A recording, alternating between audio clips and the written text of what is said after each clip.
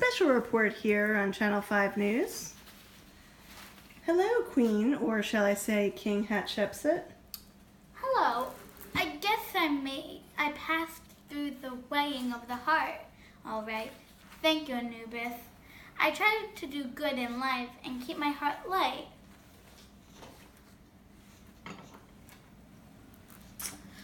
Well, I don't remember going through the Hall of May or Lily Lake. Ah, well, it seems that I came through with many of my possessions. Can I see some of them? Yes, of course. Beautiful. And is that a scarab? Yes, it is. Can I see that? Beautiful. And food to sustain me. Don't smell stale at all. Wow, a lot of preservatives, I guess. It's mummified. Many preservatives. Is this the field of reeds? No. We'll explain. Oh, what's in there? What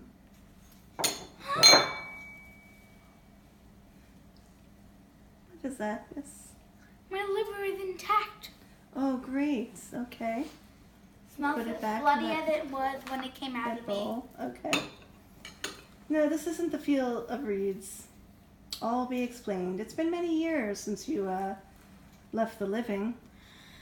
I hope that Thutmose III didn't destroy anything that I worked for. Well, may I call you Pharaoh? Please do. Pharaoh, you're a legend even now, many years after your death. Can you tell me some of your fond memories? Like, where did you get such a beautiful name? Oh, yes. Well, Hatshepsut means foremost and noble woman. Foremost of noble women. Beautiful.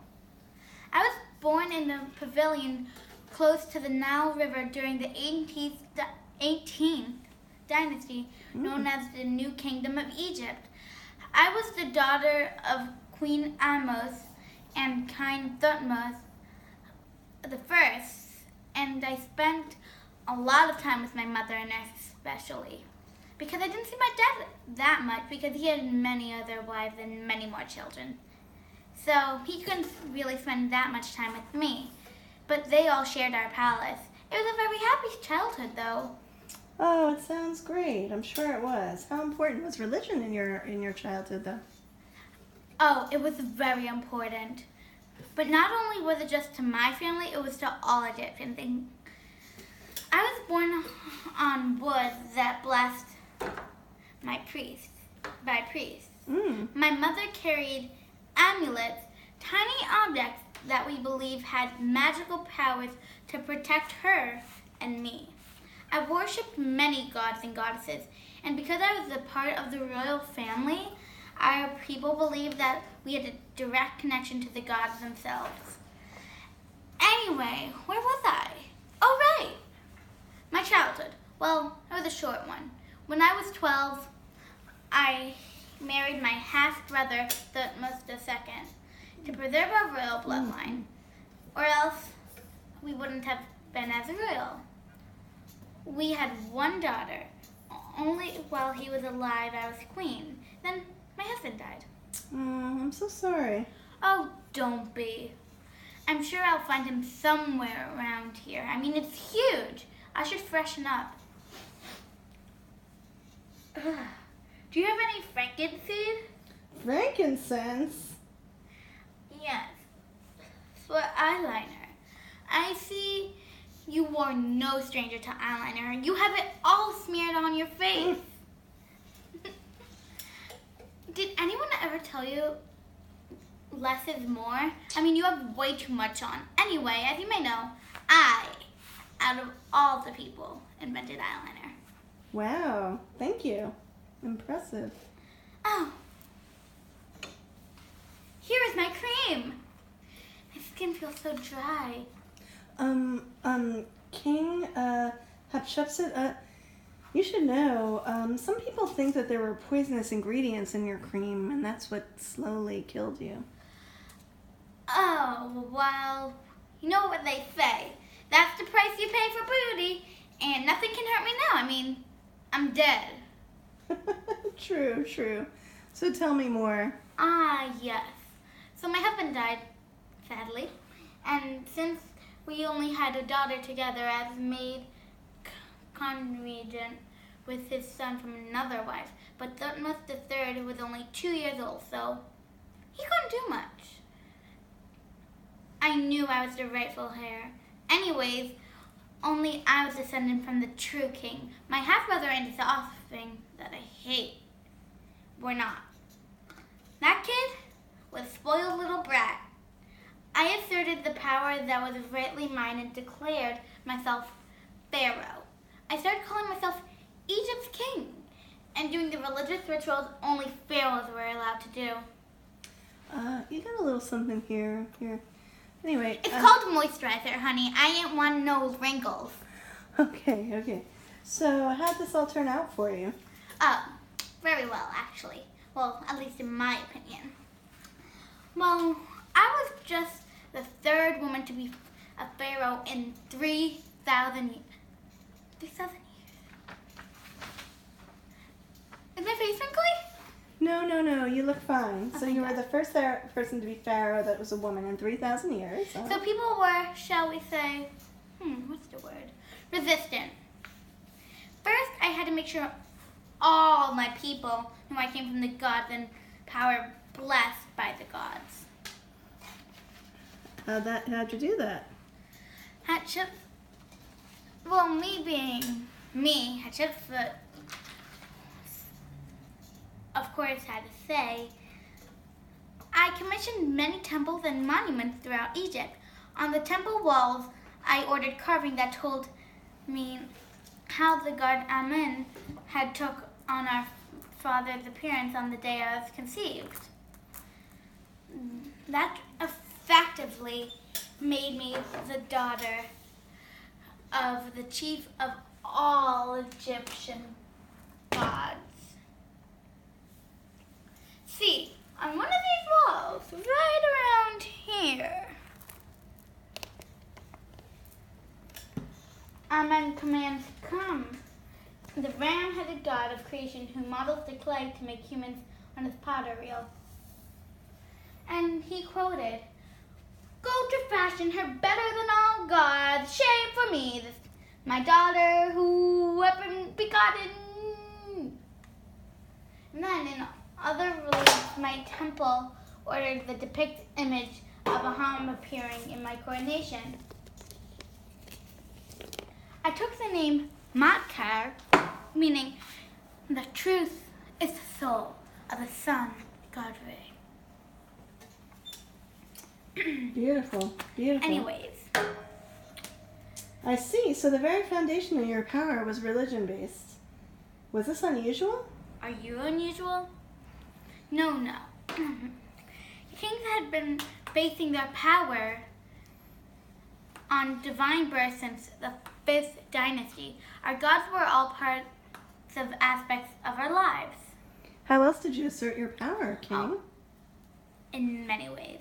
Well, for example, I knew that to keep my power, I had the support of the peace.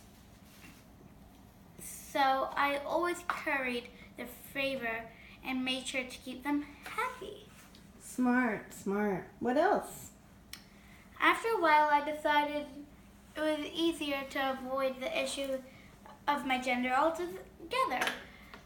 All statues and work depicting me were depicting me as a male king with the pharaoh's headdress, kilt, and false beard because they thought that men had more power than women, so they represented men as the women either way. But you are standing before me today looking like quite the lady. Oh, I know. I look beautiful, as always. But I didn't ever actually have to dress like a man. But when it was more permanent, they made me look like a man, though they didn't dress me like a man most of the time. So it was just the images on the monuments. Yeah, exactly. Okay, I see. Well, you had quite a successful reign as king. Oh, I know. You don't have to tell me twice. I was one of the greatest builders in one of the greatest Egyptian dynasties. I established trade routes, commissioned construction projects, built temples, and was one of the fair rulers of ancient Egypt. And then you went to Punt, I heard. Yes, I knew I didn't want to have to lead a war, and I sent my army on a trade expedition to Punt, the first of its kind in 500 years. That's a long time. Wow. I made Egypt wealthy and expanded its resources by trading with foreign countries because I was very smart because I still had my brain. But now I don't, sadly. The embalming process is hard, yes. But so some leaders might say of themselves, I made Egypt great again. What idiot would say that? Are they orange? I would say that. Egypt was always great. They must have been bright orange. Of course, of course. I have read some of your writings which suggest you are concerned about your legacy. Oh, by the way, does he have a toupee by any chance? You're getting off topic now, King. But I'm sure this man King. had bright orange. Perhaps, King. For example, once you wrote, now my heart turns this way and that as I think of what the people will say. Those who see my monuments in years to come, and who shall speak of what I have done. Yes, I wanted to have a good reputation. I hoped that people spoke well of me because I didn't want to be gossiped about badly. Oh, they did speak well of you, yes. Of course, Thutmose III was concerned about maintaining power and the status quo, so several years after your death, he did order all inscriptions of your name to be removed and tried to eradicate your memory. I know. Well then, I doubt he passed the weighing of the hearts. He must have been very heavy and ugly.